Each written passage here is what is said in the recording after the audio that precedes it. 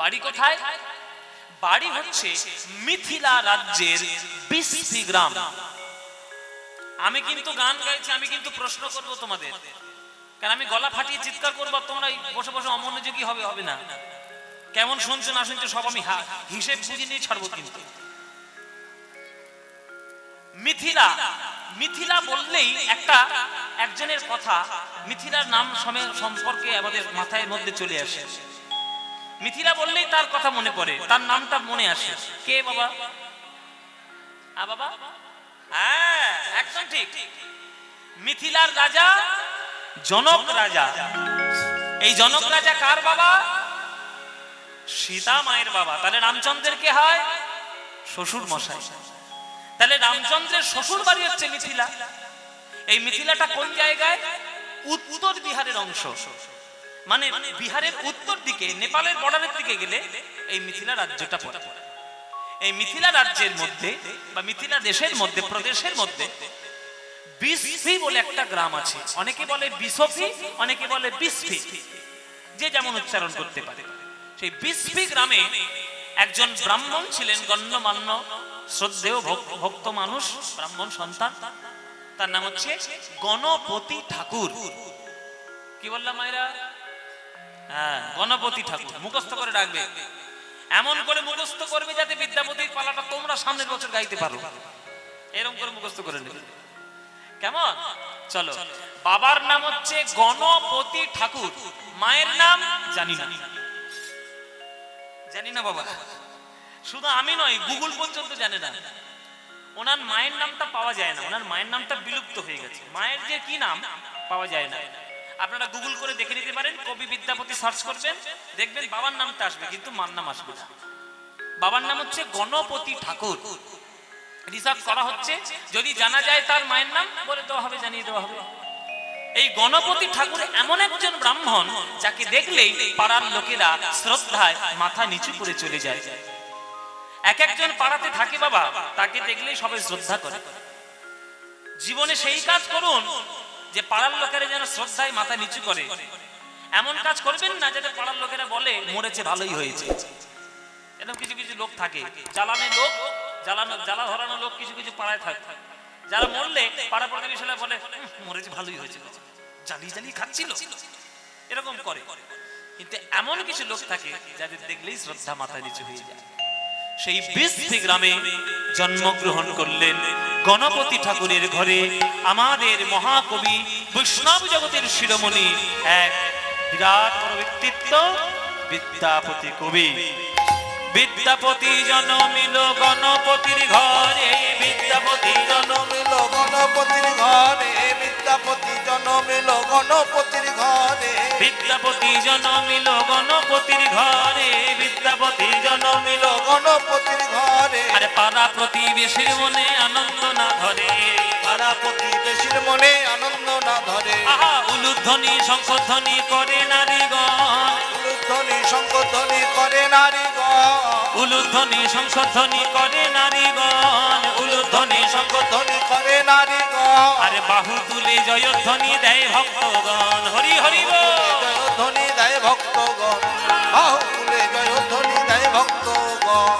আনন্দ আর ধরে না, আনন্দ ধরে না, ওই বিদ্যাপতির জন্ম হেরে আনন্দ আর ধরে না, বিদ্যাপতির জন্ম হেরে আনন্দ ধরে না, বিদ্যাপতির জন্ম হেরে হরি হরি হরি বলো ভাই, বিদ্যাপতির জন্ম হেরে হরি হরি হরি বলে, বিদ্যাপতির জন্ম হেরে হরি হরি হরি বলে, বিদ্যাপতির জন্ম হেরে হরি হরি হরি, বিদ্যাপতির জন্ম হেরে হরি হরি হরি বলে। আনন্দ ধরে না, আনন্দ ধরে না, আনন্দ ধরে, আনন্দ ধরে না, আনন্দ ধরে। বিদ্যাপতির জন্ম হয়েছে বাচ্চা ছেলে গণপতির ঘরে। আরে আমাদের ঠাকুর মশাই একটা ছেলে হয়েছে, ছেলে হয়েছে মানে পণ্ডিত হবে, পণ্ডিত হবে মানেই বামন হবে। তা বামন যখন হবে চল না ছেলে, আরে যাচ্ছে তা বলে তো তুই বলবি বলবি, ঠেলা ঠেলি করছিস কেন এরকম করে? ও মায়েরা, তোমাদের পাড়া গ্রামে যদি একটা ছেলে হয় আনন্দ হয় না? পাড়া প্রতিবেশীতে যদি একটা ছেলে হয় মায়েরা আনন্দ হয় তো? কি গো মায়ের আনন্দ হয়? আর যদি মেয়ে হয়? কেউ যদি একবার বলে দেন না আনন্দ হয় না, তাকে আমি দেখে নেব। হ্যাঁ, ছেলে হলেও যেমন আনন্দ হবে, মেয়ে হলেও সেই একই ভাবে আনন্দ হবে। আমরা যদি ছেলেদেরকে নারায়ণ বলেই বলি, তাহলে মেয়েরা লক্ষ্মী, তাহলে সবার ক্ষেত্রে আনন্দ। তা ঠাকুর মশাইয়ের একটা ছেলে হয়েছে, তো আনন্দ হবেই, ব্যাপার দারুণ ব্যাপার। সবাই মিলে আনন্দ করে দেখতে গেল। গণপতি ঠাকুর নিমন্ত্রণ দিয়ে দিলেন যে ঠিক আগামী 6 মাস পর আমার ছেলের অন্নপ্রাশন।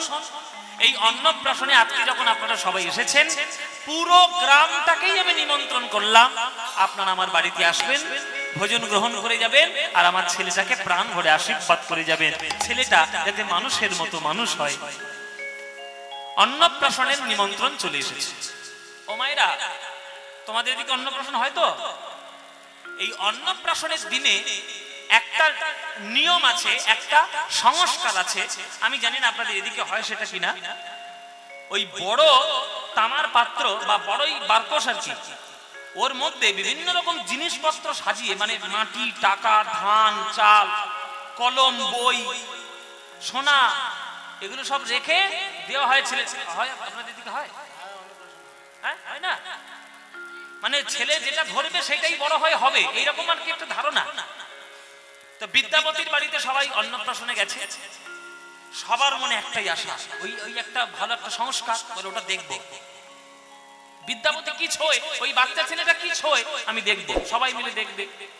পুরো একটা বড় থালার মধ্যে একদিকে রাখলো ভাগবত, একদিকে রাখলো ধান, দুধ, সোনা, টাকা পয়সা, সমস্ত কিছু মাটি মাটি সাজিয়ে বিদ্যাপতির কাছে ঠেলে দেওয়া হচ্ছে। হরি বল বাবা। যার হয় তার চারেই হয়, আর যার হবার নয় তার 4 লক্ষতেও হবার নয়।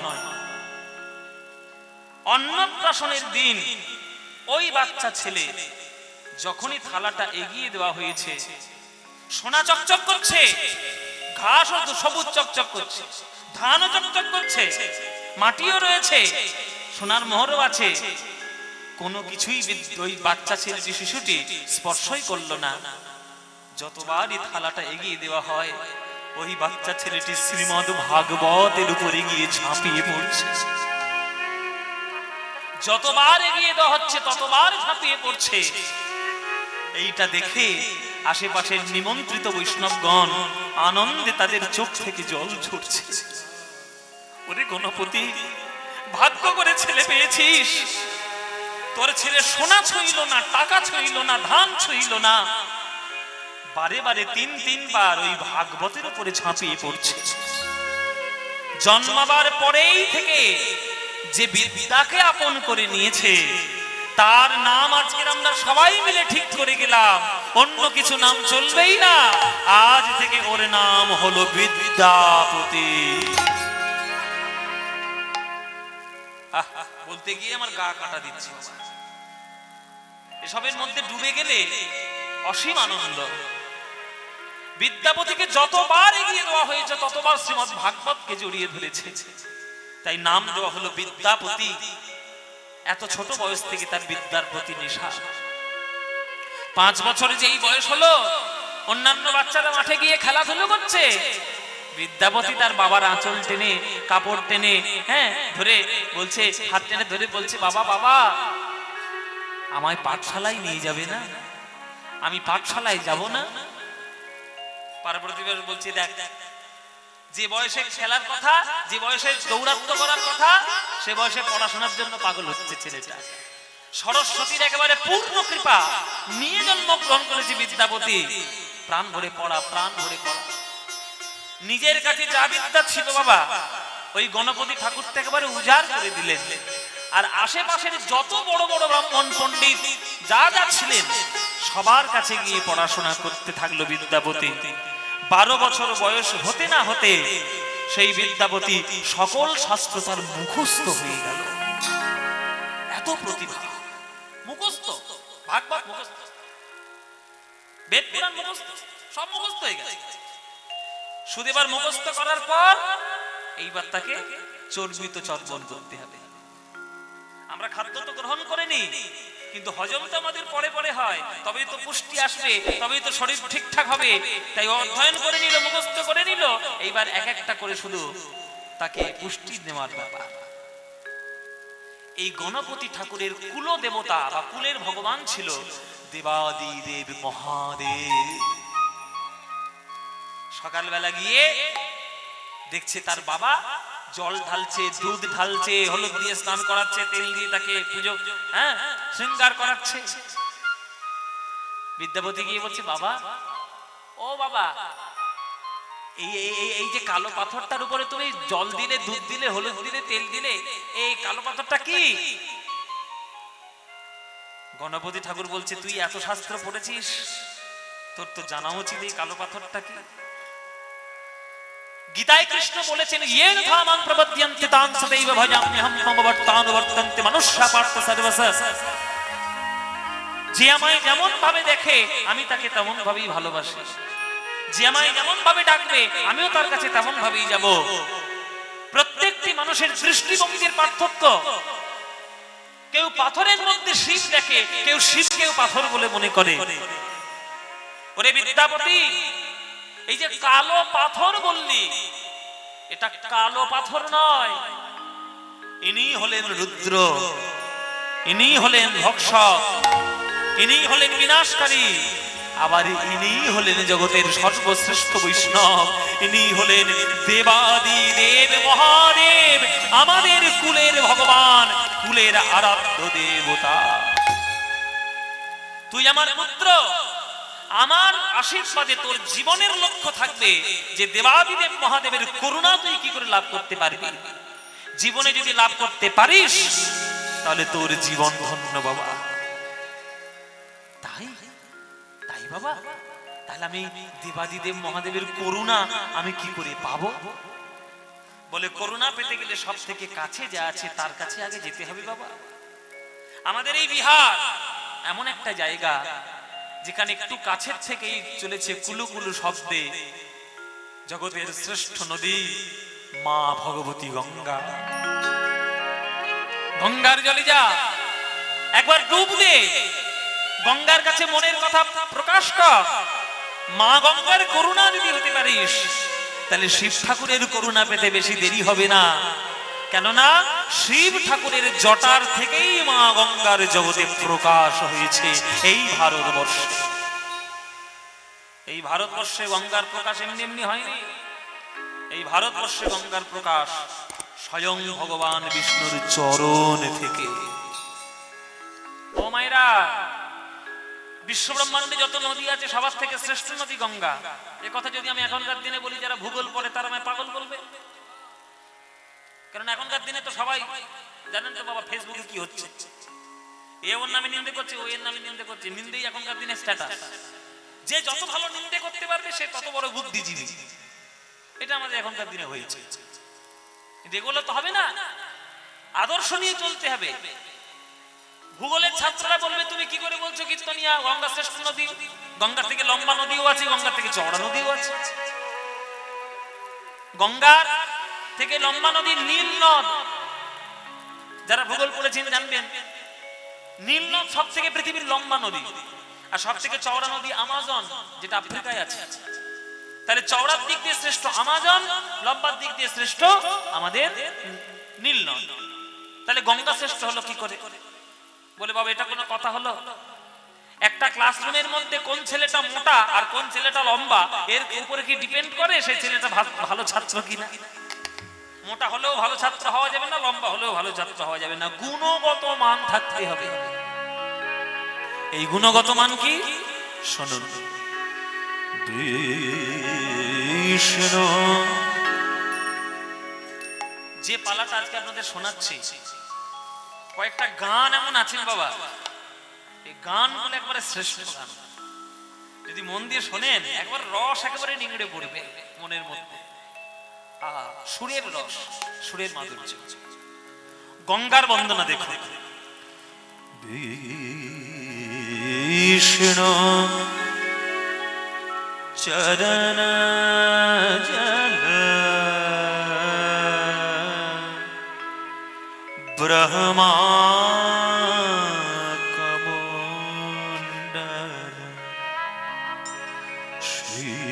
শিব জটা জুট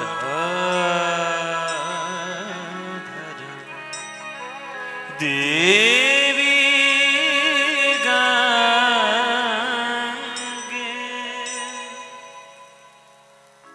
এই গানটা কার লেখা জানেন? এই গানটা লেখা হচ্ছে তানসেন। তানসেনের গান, মানে 500 বছর আগেকার গান।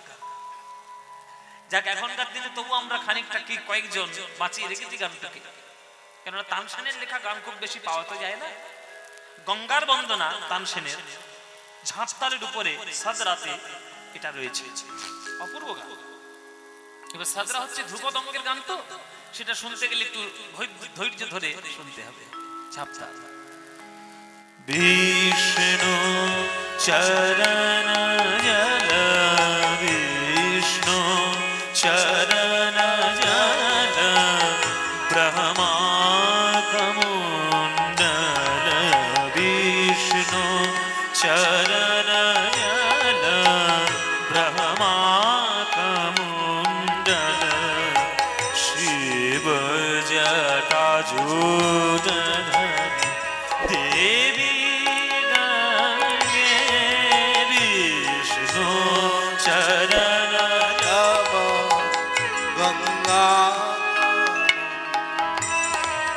বিষ্ণু চরণ জল, ব্রহ্মা।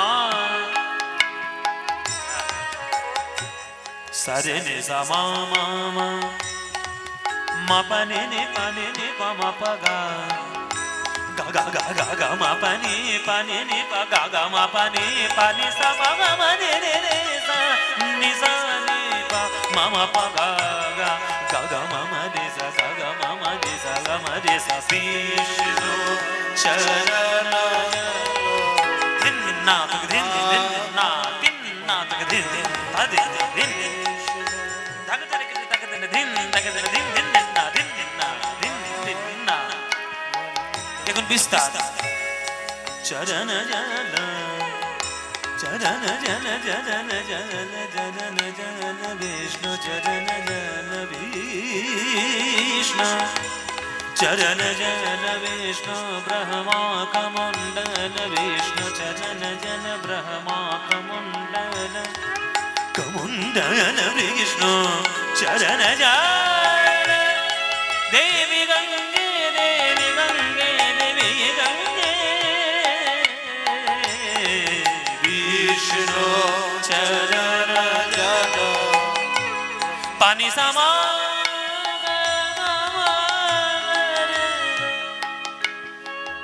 রেনে জামা রেনে জামা রেনে জামা মা পা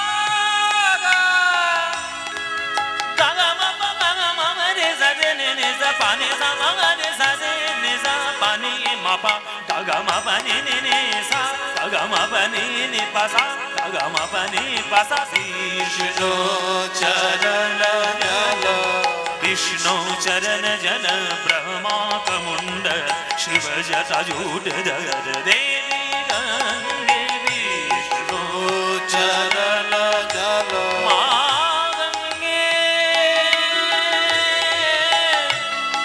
देवी गंगे,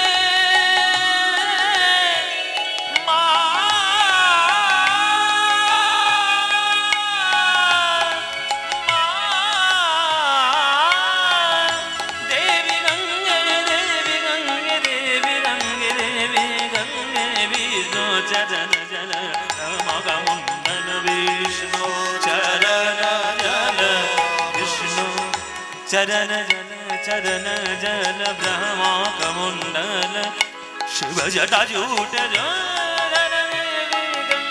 देवी गंगे, देवी गंगे, गंगे, विष्णु चरण जल, विष्णु चरण जल, विष्णु चरण जल।